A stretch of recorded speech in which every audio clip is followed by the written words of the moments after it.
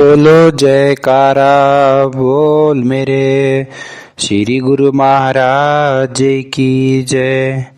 बोलो सच्चे दरबार की जय। बोलो आनंदपुर वासी गुरु महाराज की जय। गुरुमुखों, बहुत ही प्यारा सत्संग है। मोक्ष का मंदिर। जिस प्रकार मंदिर में बैठकर उपासना की जाती है, सुमिरन ध्यान और कीर्तन की और मन को लगाया जाता है, किस लिए? इसलिए कि वहाँ भगवान की मूर्ति विराजमान है। वहाँ का वातावरण भक्ति में संस्कारों से भरा होता है और जीवात्मा परमात्मा से मिलने की अभिलाषी होती है। संत समागम से नित्य प्रति नवीन उत्साह उत्पन्न होता है, जिससे एक दिव्य आनंद की अनुभूति होती है। वह मंदिर बाहर दिखाई देने वाला है, जिसे प्रत्येक व्यक्ति देख सकता है और अंदर भी जा सकता है। मंदिर के माध्यम से सत्पुरुष मनुष्य को समझा रहे हैं कि वास्तव में मानव जन्म भी एक मंदिर के समान है और इसमें आकर जीवात्मा मोक्ष को प्राप्त कर सकती हैं। इसी मानव जन्म को पाकर यदि अंतरात्मा में झांक कर ना देखा, यदि सांसारिक कार्य व्यवहार और शारीरिक सुखोश्वर्यों की प्राप्ति के साधन जुटाने में समय व्यतीत कर दिया, तो मानो मोक्ष मंदिर में पहुंचकर उसने स्वयं को कारागार में धकेल दिया, अर्थात 84 लाख अधम योनियों का शिकार बन गया। सभी शास्त्र ग्रंथ एवं संतों की वाणियां इसी सत्य को दोहराती है कि देव, मानव, किन्नर, गंधर्व, पशु, पंछी, कीट, पतंग आदि सृष्टि की जितनी भी रचना है, उनमें सर्वोत्कृष्ट योनि मानव की है। देवता भी मानव जन्म की याचना करते हैं, कारण कि सकाम कठिन तपस्या से स्वर्ग लोक के शारीरिक सुख भोगों की प्राप्ति तो हो जाती है, परंतु उन रमणीय दृश्यों से उनकी अनश्वरता की ज्ञान कराने वाले संत सत्पुरुषों का सत्संग नहीं मिल पाता।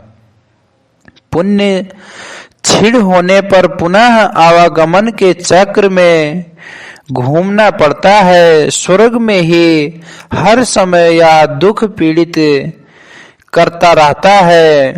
देश की अग्नि में तपता रहता है कि कहीं मेरा इंद्रासन छीनने वाला कोई ना आ जाए, परंतु वास्तविकता तो यह है कि नश्वर सुख वैभव नष्ट होकर ही रहेंगे।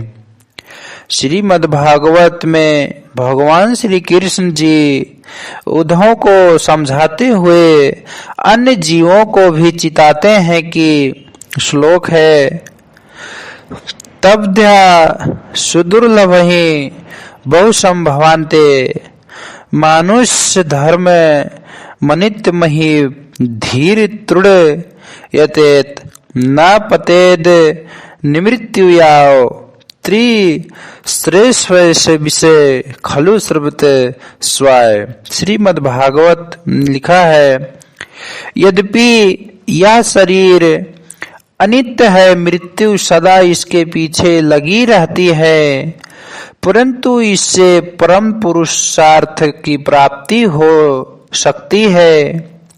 इससे परम पुरुषार्थ अर्थात भक्ति का लाभ मिल सकता है। इसीलिए अनेक जन्मों के पश्चात इस अत्यंत दुर्लभ शरीर को पाकर बुद्धिमान पुरुष को चाहिए कि अविलंब शीघ्र मृत्यु से पहले मोक्ष प्राप्ति का साधन कर लें।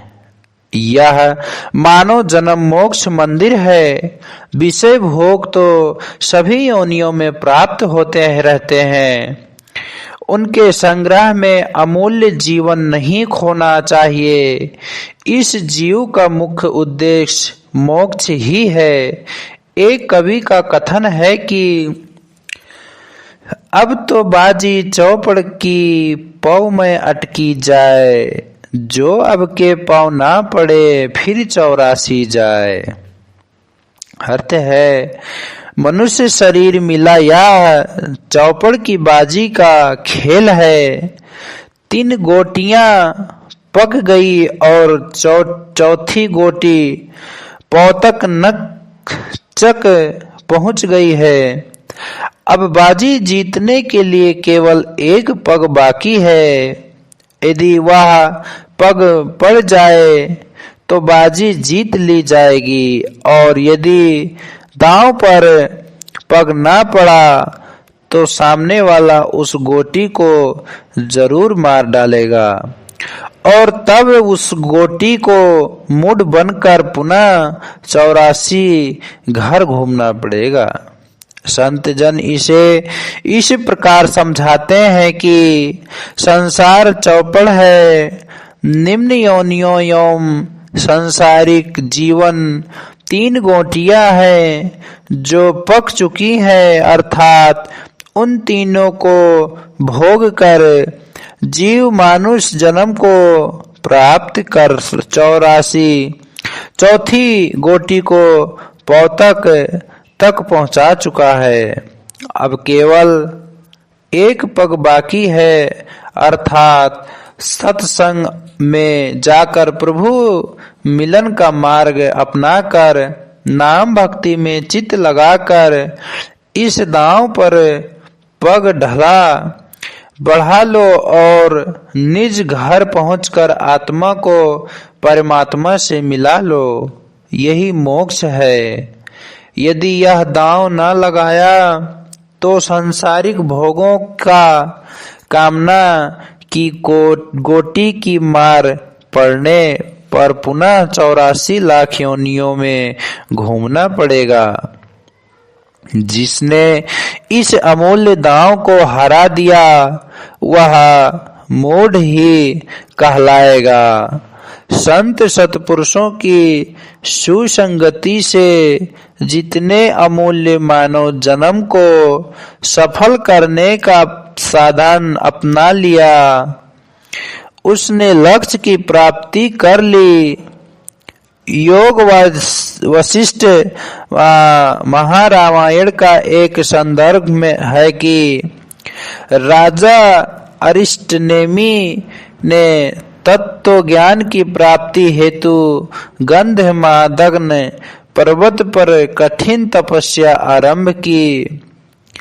देवराज इंद्र ने देवदूत से कहा कि अप्सराओं, किन्नर, गंधर्व सहित तुम गंधमादन पर्वत पर जाकर अरिष्टनेमि को विमान में बैठाकर अमरावती के सुख भोगने के लिए ले आओ।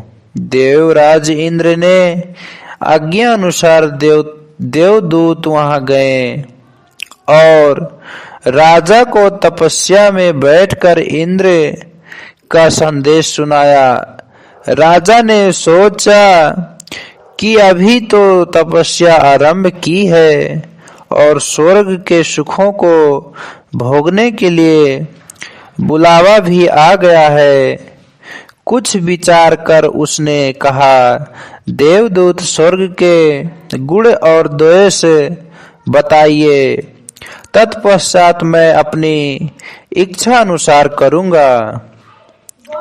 देवदूत ने कहा, पुण्य फल तपस्या से मनुष्य स्वर्ग के सुख भोग प्राप्त करता है। अत्यधिक तपस्या से उत्कृष्ट स्वर्ग माध्यम से मध्यम स्वर्ग तथा कनिष्ठ से कम सुख मिलते हैं। पुण्य क्षीण होने पर स्वर्ग भोगी को पुनः मृत्यु लोक में आना पड़ता है। यह द्वेष है। राजा ने कहा कि यदि पुनः इसी मृत्यु लोक में आना पड़ेगा तो मैं अभी में मोक्ष का साधन क्यों न करूं। देवदूत, तुम्हें नमस्कार है। मैं ऐसा स्वर्ग भोग की इच्छा नहीं करता। अपना विमान यहाँ से ले जाइए।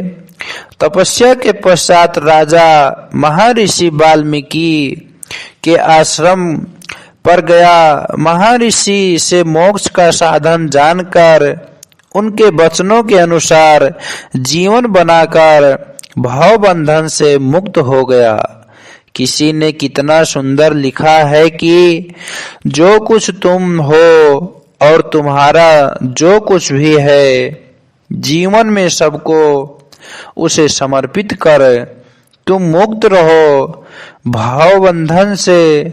फिर चाहे तुम भक्ति योग तप ध्यान करो या युद्ध करो, प्रभु का ही आदेश से सर्वत्र समर्पित कर मन से सत्पुरुषों की भविष्य मानो जन्म में को सफल बनाने के लिए भक्ति पथ अपनाने पर बल देती है। उनके पास परम सत्य वचनों पर चलकर मानव जन्म को मोक्ष की मंदिर बनाकर कृतार्थ हो जाओ। बोलो जयकारा बोल मेरे श्री गुरु महाराज की जय।